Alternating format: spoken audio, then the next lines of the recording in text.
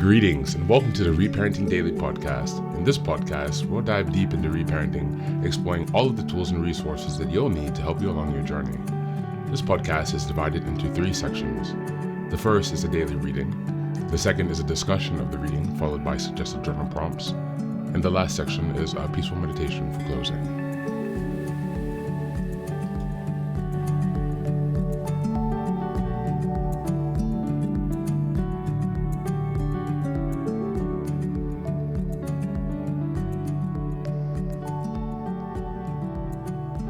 Good morning, good afternoon, and good evening from whenever and wherever you're joining us.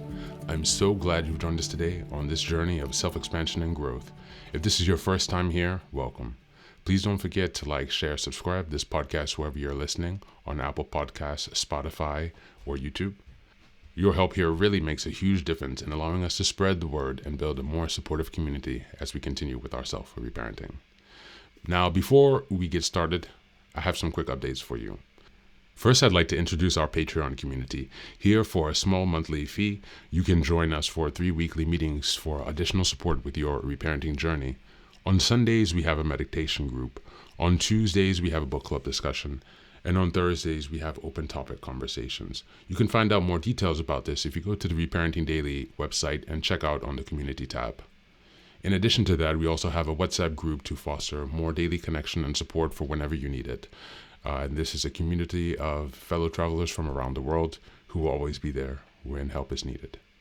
It's just one of the many ways that we're building our network of resources that are really going to help support your reparenting journey. For the next update, I'm very excited to announce that I've just released some first books.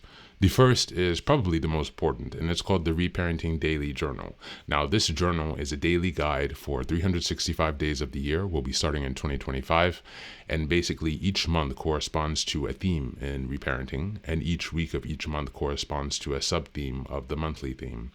Now, from the beginning of the year, 2025, each daily episode will correspond with the themes in the daily workbooks. And so you can use this as a guide to work through your reparenting journey to stay focused, ensuring that you cover all of the most critical areas within a year's time. And again, this will be aligning up with the podcast, so you can use both of these to make a more engaging and interactive experience. This is ensuring that you really book progress on your reparenting journey. The next set of books I've written is called Fairy Tales for Reparenting. This is a collection of 3 books that contain short stories or fairy tales inspired from Jungian analysis, mythology, philosophy, and psychology that really is targeted to helping you connect to your inner child.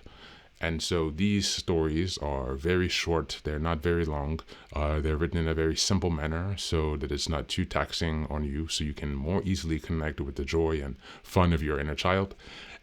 More interestingly, however, is that at the end of each story, there's an analysis section that really analyzes the main themes and concepts within each story to provide encouragement and inspiration. Additionally, you will find corresponding journal prompts after each story and each analysis section to help you reflect deeper on how the themes of each fairy tale can be reflected and correspond to your own personal journey as you work towards self-expansion. You can find all of these books now available on Amazon, so go ahead and give us a look and give us some support. And as I've mentioned before, this entire process of reparenting and self-expansion is really about growth, iterative change, and continuous improvement. Much like the process of nurturing the bonsai tree, our reparenting journey requires our consistency and care. So many thanks for being here and for supporting this project, and also to committing on your journey of self-expansion. Now, without further ado, let's dive into today's practice. Today's reading is from Psych Central, and it's titled How to Recognize and Change Toxic Behavior Patterns. Just as a reminder, this is January. The theme is self-awareness and self-reflection. This is the beginning of week 4, the last week in January, which runs January 22nd until the 31st. And the theme of this week is recognizing patterns of behavior. How to recognize and change toxic patterns of behavior. Patterns generally involve repetitive action, a task or behavior frequently engaged in. often without giving it much thought. Much daily behavior is fairly automatic, an activity done so many times that it feels comfortable and there is no inherent harm in it. Or is a behavior that we are reluctant to change because of a reward associated with it. Toxic behavior patterns are also often automatic, don't necessarily present themselves as inherently harmful, and they're more likely to continue due to the associated reward. Some patterns have caused trouble in the past, are currently contributing to problems at home, work, or elsewhere. Yet it may be difficult to recognize and change them. And it's necessary to be able to recognize behavioral patterns that are toxic before deciding on ways to halt and change them. Even when we recognize toxic behaviors, we're still reluctant to change. We may want to change, yet remain fearful of doing so. Getting past fears of the unknown may be an insurmountable obstacle. Hearing from others that change is good and should be embraced does little to mitigate such fear. The truth is that overcoming fear is a uniquely personal process. Still, listening to the recommendations of others about what worked efficiently for them can be very helpful in motivating those resistant to change to embark on such self-improvement journeys. Indeed, sometimes it is only after hearing this type of encouragement that true change can begin. So, recognizing toxic behavior patterns is the initial step to take before doing anything about them. After recognizing patterns, it's easier to make informed decisions about what to do in the future. What constitutes a pattern? How do you know when a personal action is part of an overall pattern of behavior? This involves detachment, stepping back, and seeing the behavior from the eyes of another. There's also the kind of detachment that comes after time. When it's been months or years since the last behavioral incident, it's easier to see where and how such toxic behaviors fell into the pattern. While exercising detachment is difficult, there are always ways to be able to differentiate patterns. Is it a habit or a pattern? A few examples may be helpful. If you do something every day automatically, it's probably a habit. This can include having a cup of hot coffee on waking up, or going for a latte at lunch or break. Of course, past habits are things you're very well aware of, as in drug or alcohol habit that crossed over into substance abuse or possibly addiction. It wasn't a once in a while action. It was all the time, and the habit took over your life, to the point where you felt you couldn't exist without it. Or you may be an almost alcoholic and want to change this toxic behavior. For example, when someone comes off an alcoholic or drug-induced high, the habit of using required a certain pattern of behavior when they needed to search for the drug of choice to use again. The pattern then became ingrained. The person did it because they had to, because there was no other way to satisfy their incessant need and desire to use. Bottom line then, a pattern is a behavior that we return to time after time, that we do without necessarily thinking about it. When it comes to recognizing patterns, what's important is figuring out how to eliminate those that give negative results or consequences, and adopt those that prove beneficial to our well-being. That's the reading for today. Just a reminder, I've only read a portion, so please do check out the link in the show notes so you can read the entire article.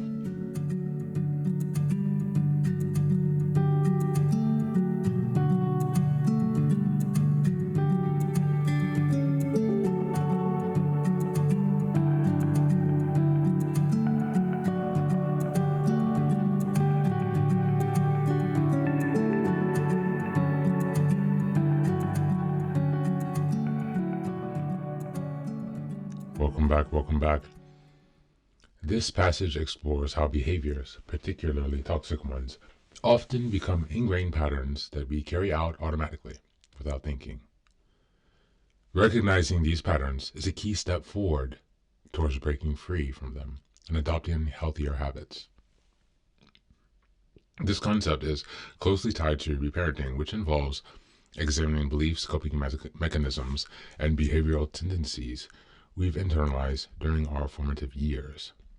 In the context of reparenting, learning to identify and address these patterns helps us take on the role of a nurturing, responsive, and responsible parent for ourselves, consciously choosing behaviors that support our emotional well-being rather than continuing ones that cause harm.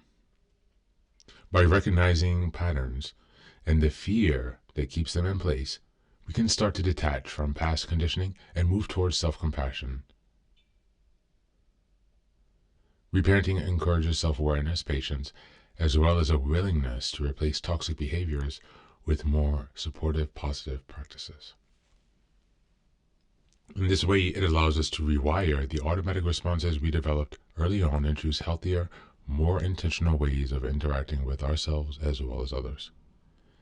As we go into the journal prompt today, number 1, what are some reoccurring behaviors I've noticed that that leave me feeling drained or dissatisfied? How might these behaviors be linked to patterns I learned in childhood? Number 2, what fears come up when I think about changing certain toxic patterns?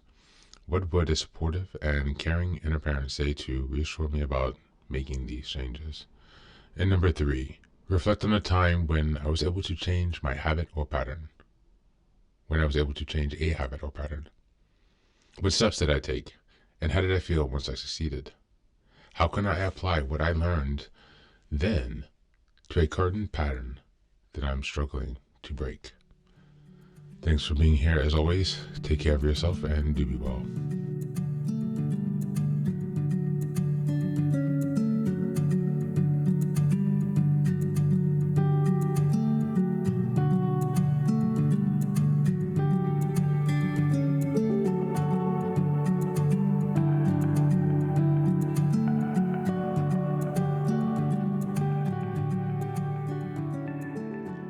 Welcome back.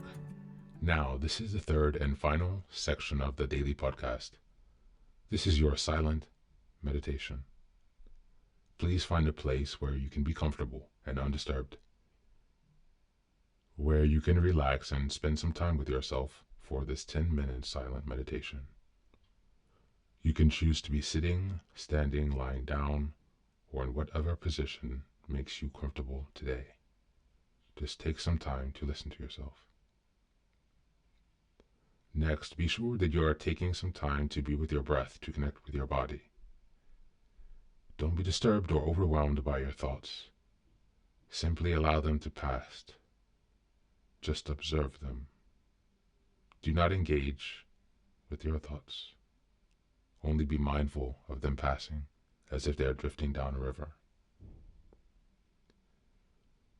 Use this time to connect with yourself. Whatever time of day you are listening to this, Namaste.